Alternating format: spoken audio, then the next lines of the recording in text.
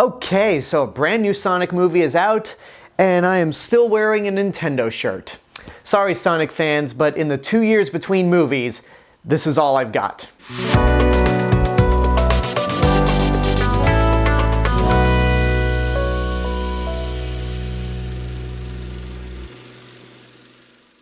Hey everyone, it's Alexander Robinson. Welcome to the channel. This is my review for Sonic the Hedgehog 3, directed by Jeff Fowler, who directed the first two movies, and once again follows Sonic, Tails, and Knuckles as they encounter a brand new enemy in the form of Shadow the Hedgehog. So Shadow proves to be far too powerful for Sonic to take on either by himself or with Tails and Knuckles. So they are forced to team up with Dr. Robotnik, aka Eggman, played again by Jim Carrey. Or at least that's what the first trailer told us, until the second trailer came in and went, no, Eggman and his grandfather are working with Shadow. Never seen two trailers back to back that marketed the movie in completely different ways. Now before I continue, if you like this review and you want to see more videos like this in the future, then make sure to go ahead and subscribe to this YouTube channel and also hit the bell button to get a notification when a new video comes out. Anyway, let's continue with the review. The Sonic movies have definitely been interesting because the first one came out right before the world went to shit in 2020, and I wasn't a big fan of it just because it was a generic road trip movie, but with Sonic the Hedgehog. It just didn't wow me, and I didn't feel like it captured the spirit of the Sonic the Hedgehog games. I mean, they got the character right, and Jim Carrey pretty much carried that first movie, but overall, Sonic the Hedgehog 2 was actually more up my alley. It was more focused on Sonic, it brought in Tails and Knuckles, and felt more like the video games. It wasn't a flawless movie per se, but it was certainly one that I went, you know what? I like this one. And that stinger at the end of the movie where they tease Shadow being in the third one got me really excited because my first exposure to Sonic the Hedgehog was the same time as my brother with Sonic Adventure 2, and that was the game that introduced Shadow the Hedgehog. So it was pretty much at the time of Shadow's introduction that I got into Sonic. So now we're at movie number 3, and for the record, I didn't watch the Knuckles TV show that was on Paramount+, so I'm just sticking with the movies. And in terms of the movies, I think it's safe to say that the Sonic series is a series that keeps getting better with every installment. This movie rocks, and I don't mean that in a, yeah, it's kind of fun way. No, this is like legitimately good, and dare I say the single best video game movie ever made. Period. Hands down. Everything that people liked about the first two movies is in this one as well, and it's either done better or it's doubled. More specifically with Jim Carrey as Eggman and Grandpa Eggman.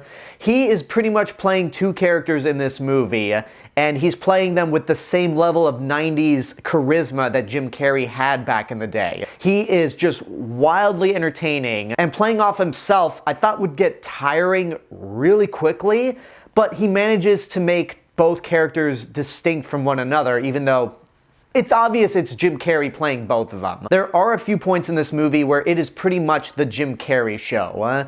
The movie, I won't say it stops, but it definitely has scenes focused to Jim Carrey and his antics that don't really have anything to do with the story. In this movie specifically, he reminds me of Bill Paxton in True Lies, where Bill Paxton's role in that film kind of sidelined the main plot, but if you cut him out of the movie, you'd be cutting out one of the best parts of it. And that's how I feel with Jim Carrey playing these two Eggmen.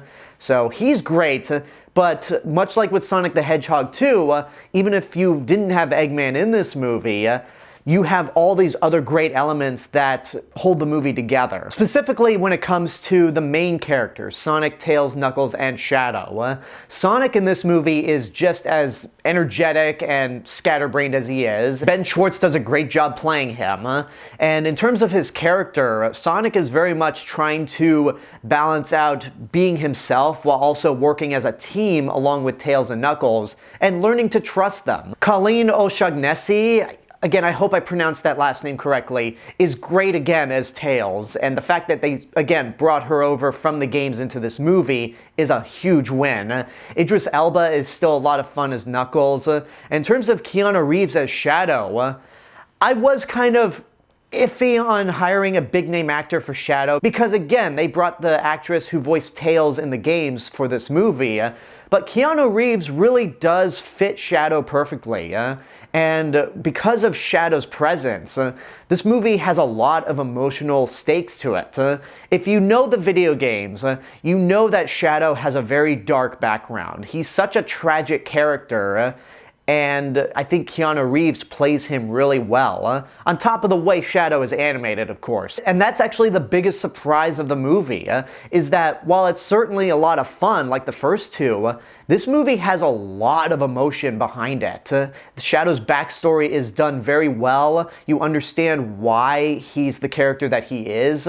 Even if you're not familiar with the games, this movie does a fantastic job of depicting Shadow as he's supposed to be. And his parallel story with Sonic flows perfectly. It is just so well done and definitely leads to a great climax. I mean, all the action scenes in this movie are a lot of fun. They're very well done, especially the opening sequence in Tokyo. But the big climax at the end of the movie is spectacular and definitely pulled a lot of inspiration from Sonic Adventure 2. It's not a direct adaptation of that video game because there are characters that pop up in that game that are not in this movie, but much like with a lot of comic book movies, they pretty much cherry pick the best elements from the game to put in this movie. I also like James Marsden and Tika Sumpter in this movie as the Wachowskis. They've been in all the movies, but it wasn't until the end of Sonic 2 where I kind of grew to like them. And in this movie, they actually play a very important role within the story and for Sonic's character, specifically with James Marsden's character. However, I will say the one small criticism I have with this movie is that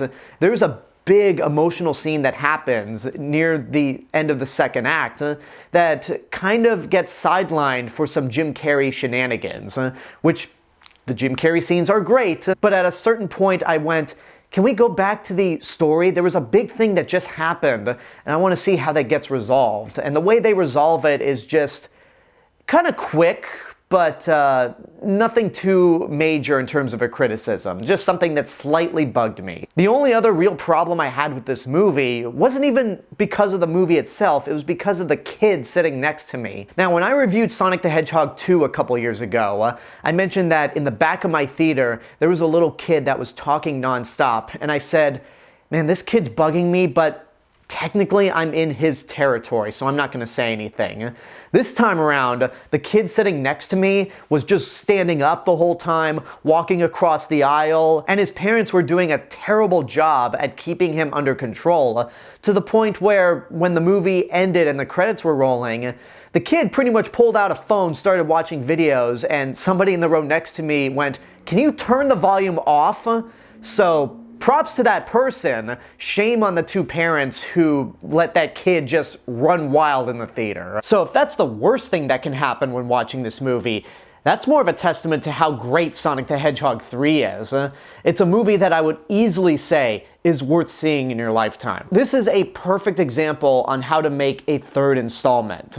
The second movie was a good example on how to improve upon the original, and this third one takes it to the next level. Something that I think Venom: The Last Dance could have learned from easily, which is a third installment that did something different from the first two movies, but the execution was just piss poor. I'll review that movie at the end of the year along with Kraven, now that that series is long dead, but in terms of Sonic the Hedgehog 3, it's so good that it makes me want to go back and rewatch the first Sonic movie, now that I know what happens beyond that first movie. And it also got me excited for the future of this series, especially if you watch that first stinger. It comes in early enough to where people won't miss it, but if you're a Sonic fan, you're going to dig that stinger. And there you go, that's my review for Sonic the Hedgehog 3. I hope you enjoyed it. Thank you for watching this video. Thank you for being subscribed to the channel. And I also want to give a special thank you to my YouTube members right over here. If you want to help support the channel even more, you can do so via YouTube memberships for as little as $1.99 a month. Not only do you get early access to all of my videos, including this one, but you get exclusive videos, including my top 5 favorite series, and starting next year, next week in fact, the ability to nominate and vote for retro movie reviews every month. So I hope you consider joining as a YouTube member in the future. And until next time, I want to know what you guys think about Sonic the Hedgehog 3. Whatever your opinions are, let me know in the comments below. Don't forget to like the video, subscribe to the channel, and hit the bell button to get a notification. If you want to follow me elsewhere on the internet, you can do so via these social media links and my theme park and travel channel right here on YouTube. I'll see you guys in the next video, but until then, have a good day and take care of yourselves.